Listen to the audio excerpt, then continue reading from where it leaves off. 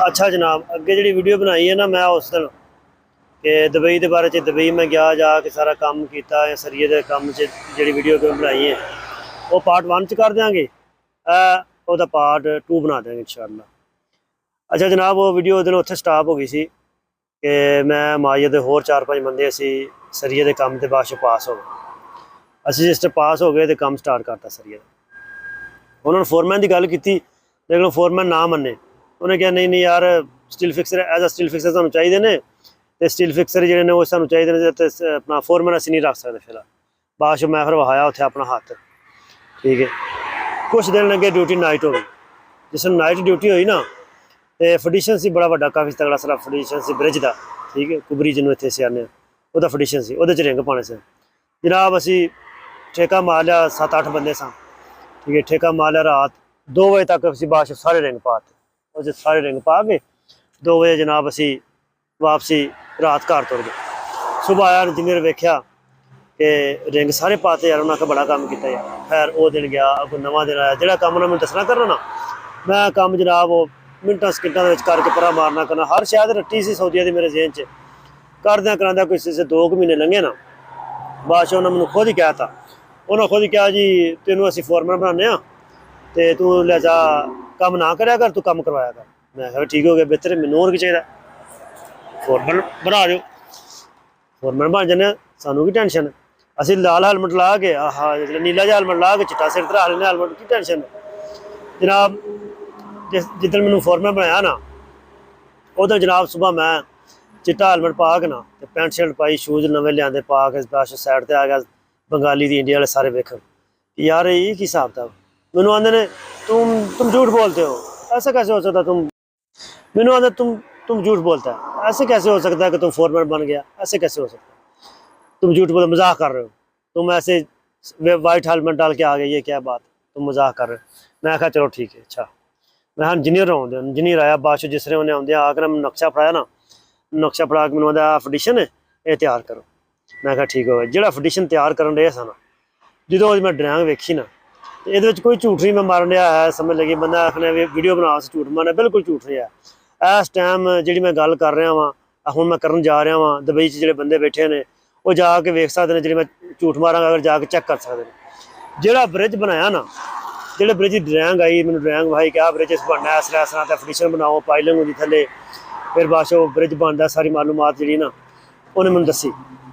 मैं क्या सर आ जो ब्रिज का नक्शा है ये सारे RTO को पास हो गया। उन्हें कहा बिल्कुल पास हो गया, बल्दिया को पास हो गया, तो ये काम स्टार्ट होया।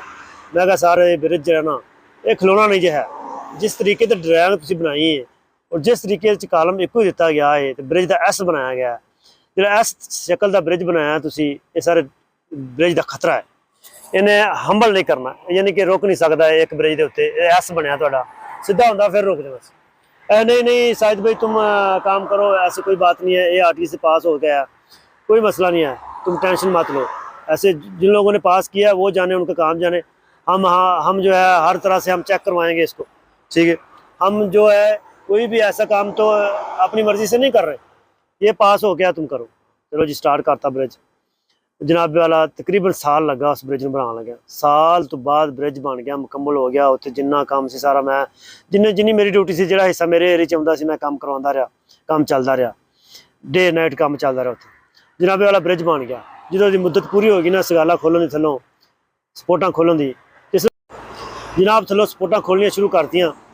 इंडिया के बंदे से फोल्डर ज़्यादा, कुछ स्पराई के भी आए, पाकिस्तानी भी आए। फोल्डर शुरू कर दी ने खोलनी, तो ब्रिज भाई थले आना शुरू हो गया। जिस वे कोई 20% ब्रिज थले आ गया ना, पता लग गया कंप्लेन हो गई भी इस तरह ब्रिज थले आ रहा, जिवें सगाला खोलन रहे। जिस ब्रिज थले आ गया तो बादशाह ने सगाला रोक दिता, ना खोलिया सगाला, ला हो गई। सारे पता लग गया, RTO पता लग गया, सारे पता लग गया भी ब्रिज जो वो अपनी जगह तो नहीं खलोता, ब्रिज थले आ रहा। लिहाजा है कि सब्र करो। तकरीबन काफ़ी 2-3 महीने या 6 महीने मेरा ख्याल ब्रिज रुकया रहा, वह कोई फैसला ना होया। जनाबे वाला बाद वही ब्रिज उस सगाले उत्ते ही सारा तोड़िया, ठीक है। रोड के उत्ते सेफ्टी की बड़ी तरीके नाल, सारा ब्रिज जो ना वो तोड़िया।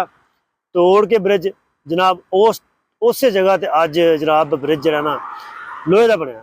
जो मुंडे दुबई च रह रहे जाके चेक कर सकते हैं, वो ब्रिज सारा लोहे का बनया गया, ठीक है। उस जगह सेम उस लोकेशन के उत्ते, ठीक है। वो यानी कि ब्रिज सारा जो ढाना पै गया, उसकी सिर्फ थोड़ी जी गलती की वजह तो ड्रैंग जी इस शक्ल च ड्रैंग बनाती, ठीक है। तो वह अपनी उन्हें वजन ना चुक सकिया, ठीक है।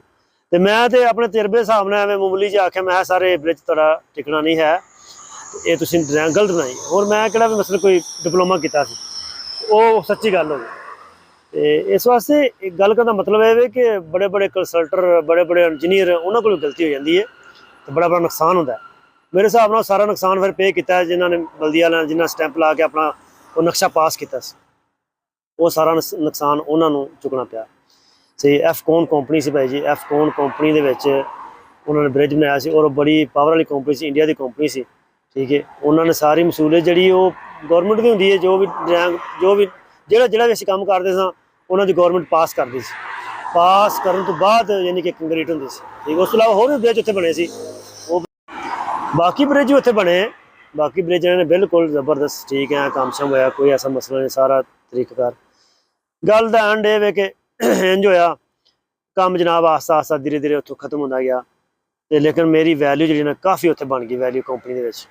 मैनू उन्होंने आफर की भी तू वीज़ा तेनों देने असी, ते तू वीज़ा ना साढ़े को लै, और असी तेरी सैलरी भी अच्छी लवांगे, ते तनख्वाह तेनों मिलेगी टाइम सिर, ते तेनों बाकी रूलों का पता ही सारा, जो रूल है। मैं हाँ जी बिल्कुल रूलों का पता सारा। मैं गल की जो मुंडा अपना रिश्तेदार उत्थे नाम, मैं आख्या इस तरह इस तरह होंगे, वो आखन लगा यार तू आज़ाद गिज्झा तो कंपनी च रहेगा, तू तेरे वास्ते मुश्किल बनेगी, तू आज़ाद ही काम कर, ना कंपनी च तनाज़र करा। मेरा भी ना जहन बनया, वैसे उत्थे तनाज़र उन्होंने यानी कि मैं वीज़ा ना उन्होंने लवाया। वो जनाब कंपनी अगों चली गई कुवैत, कुवैत का प्रोजेक्ट बड़ा बड़ा सी, उत्थे जाकर वो शुरू करता, ठीक है।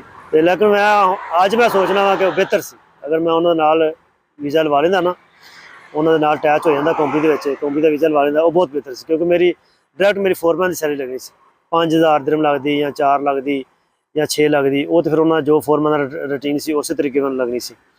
लेकिन मैं काम सारे मैं करवा लेंदा, फोल्डिंग का समझ लगी, शटरिंग का, स्टील फिक्सर, ब्रिज के थले जो बैरिंग फिट होंगे, बैरिंग भी मैं फिट करवाता रहा बड़ा उत्थे, यानी कि तकरीबन मैं बैरिंग की जगह तो बहुत ज़्यादा मशहूर सा कि मुंडे उत्थे जो कंपनी वाले वो ये आते सन कि बैरिंग फिट करने वाला फोरमैन बाहरों रखा, ठीक है।